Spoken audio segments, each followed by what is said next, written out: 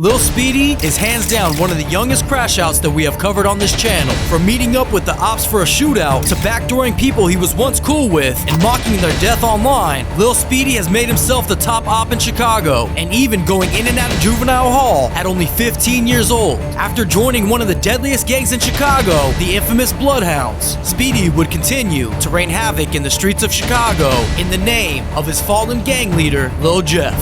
Speedy has nobody's up. They really mad about this. What's stopping y'all from taking that route and crashing out? I'm crashing out all the way. I'm doing whatever I can to do something to you. And Speedy keep trolling, it's gonna be 30K on his head, and I bet you he be dead by tonight. Keep trolling, his gonna be dead. Keep trolling, and the next time I see his mama face gonna be split open on my dead cousin. Chicago police are investigating the shooting death today of a 15-year-old boy. Police say they found him with a gunshot wound to the head inside a home just before noon today.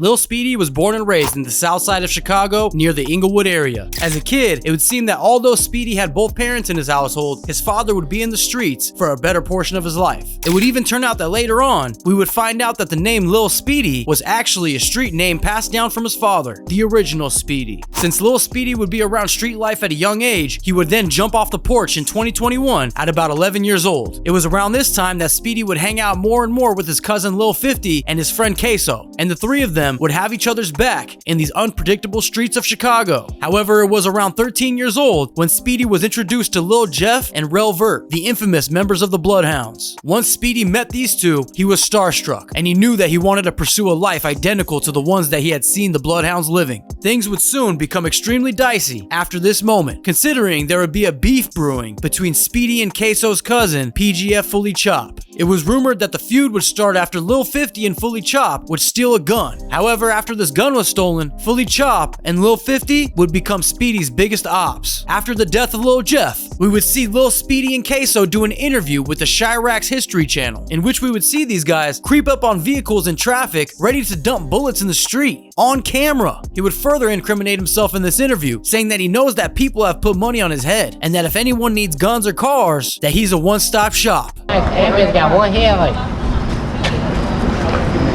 Uh-oh. Hold on now. Real sound. Boy, look, Queso and Lil Speedy, man. Is Speedy Bloodhound? Hell no. Did y'all grow with Q50 and Jeff, or met them recently before the fame? Nah, personally, me, I just met Q50. I just met Q50. I used to see Jeff and shit when I was 15. I knew Jeff since I was like, what? 12, 13, some shit like that. I keep seeing them talk about something about a pipe getting took or something. No, my grandma, no, my grandma. I never got took at all. Oh, my grandma. Stolen was the word. What? Motherfuckers be stealing, they dirty. Oh my grandma, when a nigga take something, that damn that force. No, you got force supposed to be getting take something. So you shit took. Motherfuckers be stealing. Ask Speedy what's to the money on his hair rooms. Yeah, they getting crazy on It's this. a honey bun. It's like a honey bun, man. I don't know. Damn, how much? Young real one-stop shop. You made a cop. One-stop shop.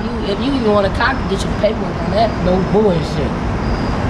Not long after this interview, it was alleged that Fully Chop and Speedy would meet up for a shootout at Speedy's house. Speedy would post on IG, check Morgan and Carpenter, who didn't shoot back. Then Fully Chop would post to his story, Speedy, is your crib good, blood? These kids are insane, and keep in mind that they are only about 14 and 15 years old at this time. Chop would go on an interview with On a Couch TV to further diss Speedy and tell the public that he had taken a gun from him. All my family is so many. Speedy again. Damn, because there's so many. Yeah, that's how they rob. That's how they rob. Speedy and nobody. Speedy has nobody's up. Everybody. Yes, he used to sit in the back seat Oh, my cousin used to sit in the middle of the seat and get his gun took every time. Never blew when they got in the shootout. His ass. Oh my dear buddy, he was in the middle every time we hop in traffic, he in the middle. He don't get that right. Daddy claiming the hood he not from. He's not from Bloodhound. They got some drill shit. They really mad about this. Look. They really mad about this. Oh my God. They really mad about that. It didn't take long for Speedy to jump on the same exact platform to clap back and explain his side of the story. And in this interview, he explains the beef between his cousin Lil 50 and how Lil Jeff inspired him to be the crashout that we witnessed today. 50 was my boy. How'd it just go down the drain like? Stealing folk. Don't know how to, you know, they got sticky fingers. It's really all over some backdoor, that's all. They thought we was finna backdoor somebody else for them, and then they backdoor blood. That's all it was. But folk, like the truth, like Lil 50 is a goofy, man. I don't even know, he be fronting shit, folk. That's my cousin and all, but folks ass is a goofy. He don't do shit but drive, blood. If you're really in the streets for real, putting in work and all that, you probably shouldn't play on social media or like I ain't gonna take it serious.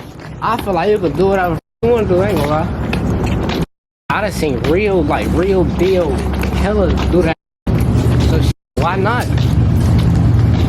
Seeing what Jeff is doing, why not, bro? Like, what's stopping y'all from taking that route and crashing out? Because we see a lot of y'all really be strategically planning how y'all move for real. I ain't gonna lie. That question ain't really for me. I already told him, fuck, I'm crashing out all the way. I won't know I'm gonna crash out. I'm doing whatever I can to do something to you. If I feel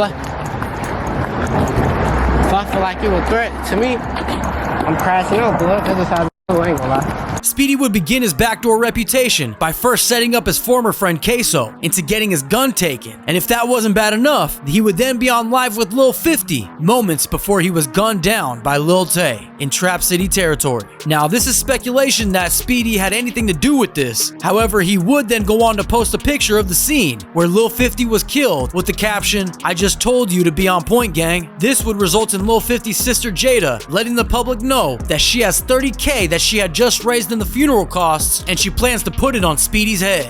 And Speedy keep trolling, it's gonna be 30K on his head, and I bet you he be dead by tonight. His keep trolling, his gonna be dead. His keep trolling, and the next time I see his mama face gonna be split open on my dead cousin. Why his daddy wanna troll?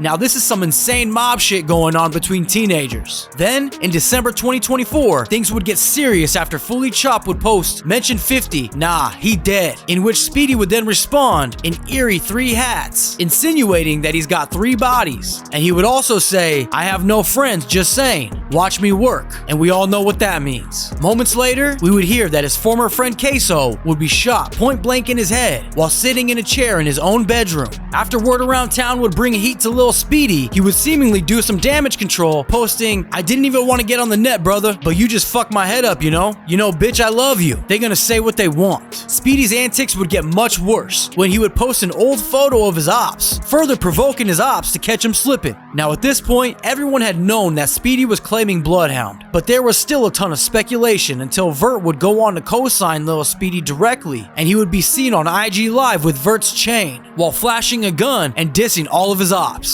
Speedy would then also be seen shooting a music video with Bloodhound music video filmer AMF Visuals. However, all of this momentum would soon come to an end when Speedy would be booked under unknown charges. Some are speculating that he took some charges as an initiation to join the Bloodhounds. Now you tell me what you think in the comments. While he was locked up, Chop would continue to drop disses, and when asked when he would stop mentioning Speedy, Chop would reply, "Whenever he's dead." Although, not long after, Chop would find himself in custody as well. Some were speculating that Speedy snitched based on the timing, but that would later be debunked. Then a couple of months later, Speedy would be released and would immediately address the snitch allegations, saying, "I'll unalive myself before I rat." All of the top members would take this opportunity to repost Lil Speedy, further solidifying him as an official Bloodhound to the public, after Speedy would change his IG handle to Bloodyhound Lil Speedy and would go on to post, "We all are one. You can't be into it with one of us and not all of us." With all eyes on Speedy, it was the perfect time to drop his first visual titled "How I Get," which is now at over 427K views to date, of course taking aim at all the ops. Shortly after this, he would get signed to Grade A and Create Music Group. Then about a week later, Speedy drops another visual titled 9 Block Finest, which is at over 374,000 views to date, only further reminding Chicago who the King Snake really is. Now, outside of Vert and Speedy being seen together constantly, I mean even giving up their location like their 800 TJ, but nonetheless, it would seem that this is only the beginning for Lil Speedy. As he would continue to drop music, we would hear him saying his lyrics in a snippet dropped earlier this week. "I'm quick to blow, that's the Jeff in me.